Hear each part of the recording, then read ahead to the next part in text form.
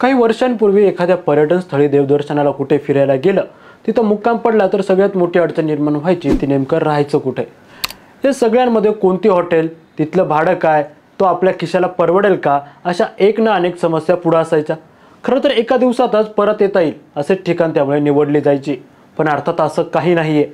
कारण आता एखाद्या नियोजित ठिकाणी पोहोचायच्या अगोदर तिथे कोणत्या हॉटेल्स आहेत, त्या कशा आहेत, खर्च किती येणार, या सगळ्यांचा हिशोब काढून संबंधित हॉटेल्समध्ये आपली राहण्याची सोय तिथं पोहोचण्याआधीच झालेली असते। अर्थात यामध्ये आधुनिक तंत्रज्ञान हा एक महत्त्वाचा पैलू असला तरीही ओयो देखील या सगळ्या रचनेतला महत्त्वाचं नाव आहे। कारण आजच्या घडीला ओयोची क्रेज किती आहे हे आपल्याला सांगायची गरजच नाही।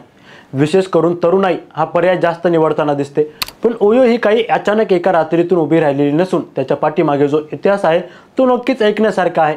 नेमकी ओयो पाठीमागची कहाणी काय आहे, एक छोटीशी घटना आयुष्याला किती मोठी कलाटणी देऊ शकते हे सांगणारी ओयोची ही गोष्ट ओयोच्या एकूण प्रवासाबद्दल या व्हिडिओच्या माध्यमातून जाणून घेऊ।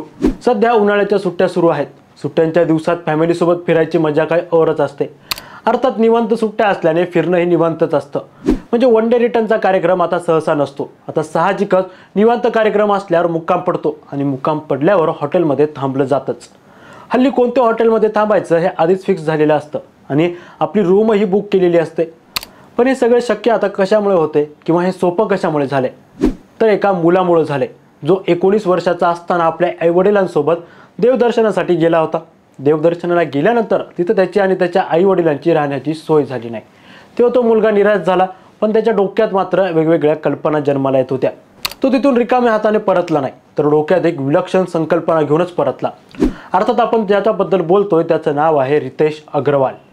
रितेश अग्रवाल हा ओडिशा राज्यात कटक जिल्ह्यातील एका बिसम नावाचं गाव आहे, त्या गावातील हा रहिवासी।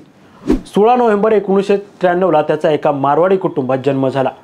पुढे 25व्या वर्षी कोट्यावधी रुपयांचा मालक झालेला हा रितेश आपल्या पाठीशी वेगवेगळा अनुभव घेऊन इथपर्यंत पोहोचला होता।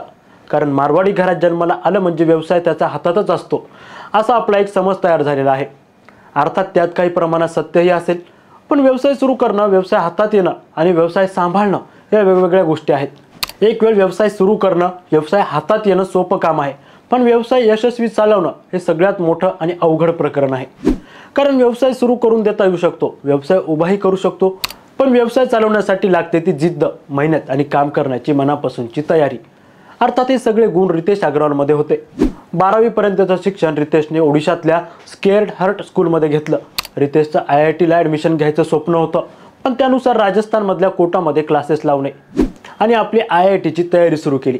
त्यावेळी त्याचं इंडियन इंजिनिअरिंग कॉलेज संदर्भात एक पुस्तक लिहिलं होतं। त्या पुस्तकामुळे त्याचं सगळेच मोठ्या प्रमाणात कौतुक झालं। 16व्या वर्षीत मुंबईतल्या टाटा इन्स्टिट्यूट ऑफ फंडामेंटल रिसर्चमध्ये आयोजित करण्यात आलेल्या एका सायन्स कॅम्पसाठी रितेशची निवड करण्यात आली होती। अर्थात ही रितेशसाठी मोठी आणि महत्त्वाची बाब होती। दरम्यानच्या काळात रितेश अधूनमधून आपल्या परिवारातल्या सदस्यांसोबत देवदर्शनासाठी जायचा। त्याला बाहेरगावी देखील फिरायला आवडायचं, पण हे असं फिरत असताना ऐन गरजेच्या वेळी हॉटेलच मिळत नाही ही अडचण त्याला त्रस्त करून गेली। बरं, हा प्रॉब्लेम फक्त त्याच्यासोबतच नाही तर अनेक लोकांसोबत होतो। जे लोक बाहेर फिरायला येतात, देवदर्शनासाठी येतात, त्यांना हॉटेलच मिळत नाही। हा विचार त्याच्या डोक्यात रिपीट मोडवर फिरला आणि यावर काही ना काही उपाय असला पाहिजे हे त्यानं मनोमन ठरवलं। जवळपास 2012चं वर्ष चालू होतं। रितेशचं वय 19च्या आसपास। रितेशनं ओरॅवल स्टेज नावाच्या कंपनीची स्थापना केली। अर्थात ही कंपनी सुरू करण्यासाठी मागं मुळात एक महत्त्वाचा हेतू होता, तो म्हणजे प्रवाशांना कमी किमतीत ऑनलाईन रूम मिळावी किंवा ती रूम मिळवून द्यावी। कंपनी सुरू झाल्यानंतर 6 महिन्यात त्यांना 3 लाखांचा फंड मिळाला। त्यानंतर पेपल कंपनीचे सहसंस्थापक पीटर थेल यांची थेल फाउंडेशनच्या वतीने दिल्ली जाणारी $1 लाख थेल फेलोशिप रितेशला मिळाली। अर्थातच अगदी कमी काळात रितेशच्या या कंपनीनं यश संपादन केलं। अर्थात रितेशही पूर्णपणे सेट झाला, पण हे सुख फार काळ काही टिकलं नाही, कारण अचानक ही कंपनी तोट्यात गेली। रितेशला मोठं नुकसान सहन करावं लागलं आणि एका वर्षातच ही कंपनी बंद पडली। आत्ता उभारी घेऊ पाहणारा आपला व्यवसाय तोट्यात गेला म्हणून कोणीही खचूनच जाईल, पण रितेश खचला नाही। अपयशाचं कारण शोधून त्यावर काम करून त्यात पुन्हा काही नवीन सुरू करायचं ठरवलं। चुकांमधून शिकून 2013ला पुन्हा रितेशनं ओयो रूम नावाची कंपनी सुरू केली। अर्थात त्याचा फुल फॉर्म होता ओन युअर ओन। त्याचाच मराठी अर्थ होतो तुमची स्वतःची रूम। मागच्या वेळी केलेल्या चुका रितेशला लक्षात आल्यामुळे यावेळी त्यानं त्या चुका टाळल्या. फक्त रूम नाही तर एकंदरीत चांगल्या सुविधा कस्टमरला मिळाव्यात यासाठी रितेशनं एक गाईडलाईन तयार केली आणि त्या गाईडलाईननुसार जी हॉटेल ओयो कंपनीची जोडली जाणार होती ती हॉटेल ओयोकडून पूर्णपणे तपासली जाऊ लागली आणि एकूण कंपनीच्या गाईडलाईनमध्ये ती हॉटेल बसत असेल तरच ओयो आपली सेवा त्या हॉटेलला द्यायला तयार होत होती. त्यामुळे ओयोबद्दल एक विश्वास निर्माण व्हायला लागला आणि ग्राहक कंपनीशी जोडले गेले. दरम्यानच्या काळात मोठमोठ्या कंपनी रितेशवर विश्वास टाकला.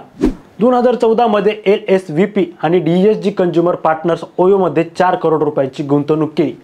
त्यानंतर 2016 मध्ये जपानच्या एका कंपनीने 7 अरब रुपयांची गुंतवणूक केली. अर्थात रितेशनं त्यानंतर मागे वळून पाहिलं नाही.